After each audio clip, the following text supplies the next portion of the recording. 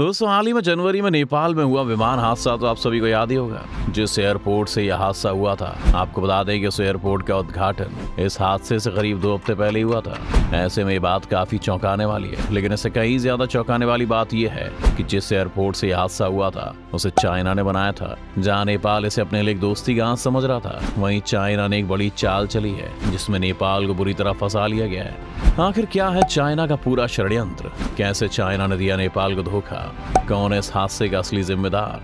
चलिए जानते हैं आज की हमारी इस वीडियो में। कुछ ही समय पहले नेपाल में एक बड़ा विमान हादसा हुआ था। इस हादसे में उसमें सवार सभी लोगों की मौत हो गई थी। आपको बता दें कि यति एयरलाइंस का ATR-72 विमान था, जो कि पोखरा एयरपोर्ट पर लैंड करने के कुछ ही मिनट पहले क्रैश हो गया था।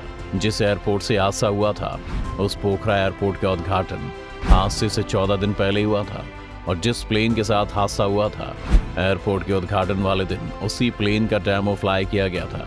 आपको बता दें कि इस एयरपोर्ट का उद्घाटन 14 जनवरी को नेपाल के प्रधानमंत्री पुष्पकमल दहल प्रचंड ने किया था। दरअसल जिस एयरपोर्ट पर यह हादसा हुआ था, उसका निर्माण चाइना की मदद से किया गया था। ऐसे में एयरपोर्ट और यह हादसा अपने साथ कई सवाल खड़े करता है। इस एयरपोर्ट के लिए नेपाल ने चाइना के एक्सिम बैंक से भारी भरकम लोन लिया है। जब चाइना ने इस एयरपोर्ट के लिए नेपाल की मदद की, तो ये बात चर्चा में आई कि शायद चाइना नेपाल की मदद करके एशिया के बाकी देशों की तरह वहां पर भी सेंधमारी कर रहा है। वहीं इस एयरपोर्ट के उद्घाटन से पहले ही इसको लेकर कई तरह के विवाद छिड़ गए। दोस्तों, हम बात करेंगे चाइना और नेपाल के इस एयरपोर्ट विवाद को लेकर, लेकिन उससे पहले ये समझना होगा कि आखिर नेपाल को इस नए एयरपोर्ट की जरूरत क्यों पड़ी। दोस्तों, वैसे तो पोखरा में साल 1958 से एक एयरपोर्ट मौजूद है, लेकिन जैसा कि हम सभी जानते हैं कि नेपाल में इंटरनेशनल टूरिस्ट की संख्या बहुत ज्यादा होती है। ऐसे में पोखरा नेपाल का टूरिज्म के हिसाब से बहुत ही ज्यादा इंपॉर्टेंट शहर है। इसलिए पोखरा में टूरिज्म के लिहाज से नए इंटरनेशनल एयरपोर्ट की जरूरत बहुत ज्यादा महसूस की जा रही थी। इसलिए साल 2016 में पोखरा अंतर्राष्ट्रीय हवाई अड्डे का निर्माण कार्य शुरू हुआ था, जो कि हाल ही में बनकर तैयार हुआ था।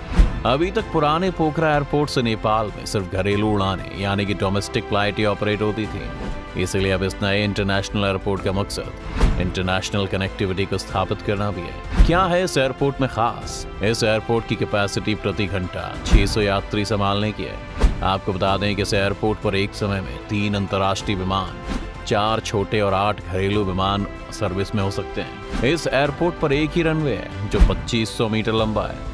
ये रनवे बोइंग 737-700, एयरबस A320 और बोइंग 757-200 जैसे बड़े विमानों को संभाल सकता है। ये एयरपोर्ट 24 घंटे ऑपरेटिंग में केपेबल है, और इसके साथ इस एयरपोर्ट के पास इमरजेंसी लैंडिंग में विमान उतारने के लिए पैराग्लाइडिंग एरिया भी है। आपको बता दें कि पोखरा अंतर्राष्ट्रीय हवाई अड्डा सक्रिय घाटी में बना है। ऐसे में एक्सपर्ट्स ने यहाँ से बड़े विमानों के संचालन को लेकर अपने कई डाउट्स भी जाहिर किए थे, क्योंकि पोखरा घाटी में एयरक्राफ्ट सिर्फ पूर्वी दिशा में ही उतर सकता है। ऐसे में यहाँ से चौड़े विमानों के बजाय ज्यादा से ज्यादा 180 सीटों की क्षमता वाले विमानों का ही संचालन किया जा सकता है। आपको बता दें कि इस एयरपोर्ट का रनवे कंक्रीट से बना है, और ये नेपाल में पहला कंक्रीट रनवे भी है। इस प्रोजेक्ट के हेड के मुताबिक कंक्रीट का रनवे इसलिए बनाया गया है क्योंकि इससे इसका रखरखाव कम करना पड़ेगा, और क्योंकि घाटी में बारिश भी ज्यादा होती है, ऐसे में कंक्रीट का रनवे लंबे समय तक चलेगा। दोस्तों, इस एयरपोर्ट से उड़ानों को ऑपरेट करने के लिए एयरपोर्ट के पूर्व में स्थित रिठे पानी पहाड़ी को काटा गया है। साथ ही अगर हम कहें कि भले ही एयरपोर्ट जनता के फायदे के लिए बनाया गया है, लेकिन जो इस एयरपोर्ट की वजह से वहां के पर्यावरण को भी बहुत नुकसान हुआ है, तो ये कहना गलत नहीं होगा।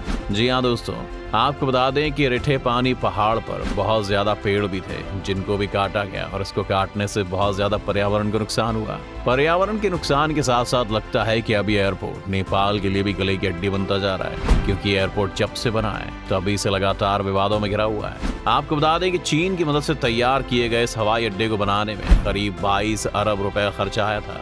एक तरफ जहाँ एयरपोर्ट चाइना और नेपाल की नई दोस्ती की तरफ इशारा करता है, वहीं दूसरी तरफ इससे चाइना की नीयत का भी पता चलता है, क्योंकि चाइना अक्सर ही छोटे देशों की मदद करके उनको अपने जाल में फंसा लेता है। वहीं जब इस एयरपोर्ट को लेकर विवाद शुरू हुए तो लोगों का शक और गहरा गया। दरअसल जब नेपाल के प्रधानमंत्री ने इस एयरपोर्ट का उद्घाटन किया, तो उन्होंने अपने उद्घाटन भाषण में भी चाइना के BRI प्रोजेक्ट के तहत पोखरा इंटरनेशनल एयरपोर्ट के निर्माण का जिक्र कहीं भी नहीं किया, जबकि चाइना का कहना है कि पोखरा अंतर्राष्ट्रीय हवाई अड्डा चीन नेपाल BRI सहयोग की प्रमुख परियोजना है, और इस बात की घोषणा इस एयरपोर्ट के उद्घाटन से पहले ही काठमांडू में चीनी दूतावास ने घोषणा की थी। तो चीन के बेल्ट एंड रोड इनिशिएटिव को लेकर नेपाल में विवाद छिड़ गया।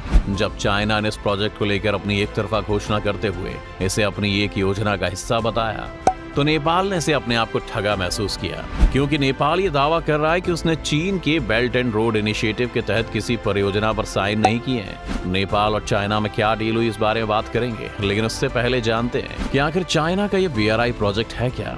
दरअसल दोस्तों, चीनी राष्ट्रपति शी जिनपिंग ने पहली बार 2013 में वन बेल्ट वन रोड के रूप में BRI परियोजना की घोषणा की थी। दरअसल इस प्रोजेक्ट के जरिए चाइना छोटे और आर्थिक रूप से कमजोर देशों को सपने दिखाता है और यहाँ पर निवेश करता है। और इस प्रोजेक्ट के तहत चाइना ने अपने यहाँ के एग्जिम बैंक से कर्ज लेने पर 25% हिस्से को ब्याज मुक्त करने का ऐलान किया था।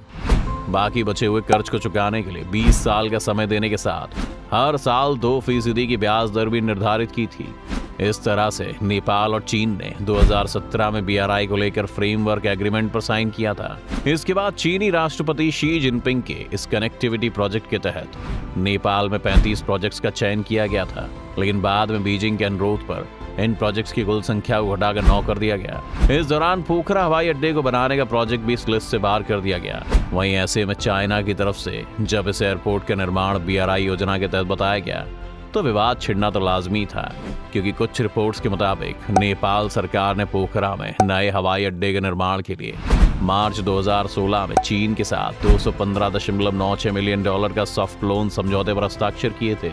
और ऐसे में नेपाल के नागरिक उड्डयन प्राधिकरण यानी कि सिविल एविएशन अथॉरिटी और चीन एग्जिम बैंक के बीच हुए ऋण समझौते में BRI का उल्लेख नहीं है, जबकि चीन ने जबरन इस पोखरा एयरपोर्ट प्रोजेक्ट को कर्ज का जाल कही जाने वाली BRI परियोजना का हिस्सा बताकर तनाव को और ज्यादा भड़का दिया है। इस दौरान इस पूरे मामले को लेकर नेपाल का कहना है कि चीन के BRI प्रोजेक्ट के लॉन्च होने से पहले ही इस एयरपोर्ट के निर्माण के लिए कर्ज को लेकर बातचीत शुरू हो गई है। ऐसे में जो भी चीन कहता है नेपाल उसे नहीं मानता है। नेपाल के मुताबिक नेपाल चीन क्रॉस बॉर्डर रेलवे और नेपाल चीन क्रॉस बॉर्डर ट्रांसमिशन लाइन, ये 2 प्रोजेक्ट BRI के तहत बनाए जाएंगे। यहाँ तक कि इन दोनों प्रोजेक्ट्स को लेकर दोनों देशों ने भी अपनी अपनी सहमति दी है।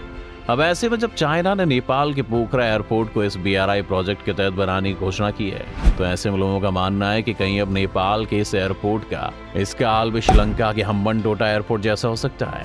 लोगों का मानना है कि अगर नेपाल ये कर्ज नहीं चुका पाता है तो चीन उस पर दबाव बना सकता है और कह सकता है कि पोखरा एयरपोर्ट उसे लंबे समय की लीज पर दे दिया जाए ताकि वो उसका इस्तेमाल कर सके। चीन ने ठीक ऐसा ही काम श्रीलंका में हम्बनटोटा बंदरगाह के मामले में भी किया था। साथ ही साथ ये भी बताया जा रहा है कि चीन नेपाल की इस बात का दबाव डाल रहा है कि पोखरा में खास तौर से चाइना के लोगों के इस्तेमाल के लिए होटल, रिजॉर्ट और वैकेशन होम बनाए जाए।